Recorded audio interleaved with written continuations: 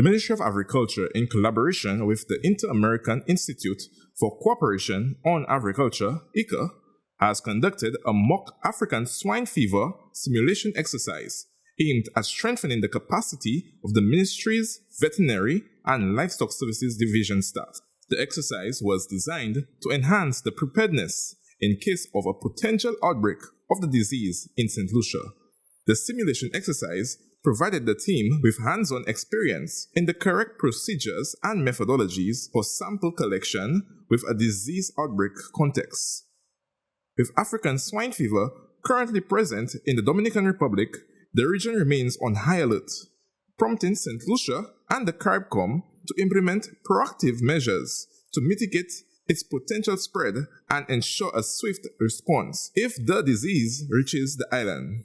Chief Veterinary Officer of the Livestock and Veterinary Services Division, Dr. Charmaine Melville Edwin, explains the details of the simulation exercise and its importance in mitigating the spread of the disease. It is an exercise that is designed to help the team understand the proper procedure, the proper methodology involved in sample collection within a disease outbreaks context. So in 2021, after many decades, the Americas experienced its first outbreak of African swine fever, and that was in the Dominican Republic. And so the region has always been in high alert since then, in high alert for the possibility of the spread of the disease throughout the other countries. So we've been taking proactive measures, even within CARICOM, to mitigate the spread and to prepare ourselves in the event that the disease were to reach our shores. Coordinator of the African Swine Surveillance and Response Project in the Caribbean and Latin America region, Dr. Oria Kingsnack, expressed the importance of conducting this exercise to reinforce the necessary steps and actions to be taken in the event of an African swine fever outbreak. The knowledge gained from this training will also serve as a preparatory step in an official simulation exercise scheduled to take place in May 2025.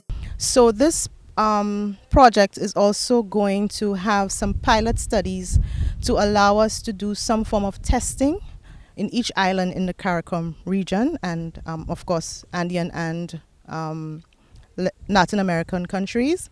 And Saint Lucia is supposed to have their simulation exercise in May. So as a result, we decided to have a pre-simulation exercise here to teach or build the capacity of our senior officers and how to respond to an ASF outbreak.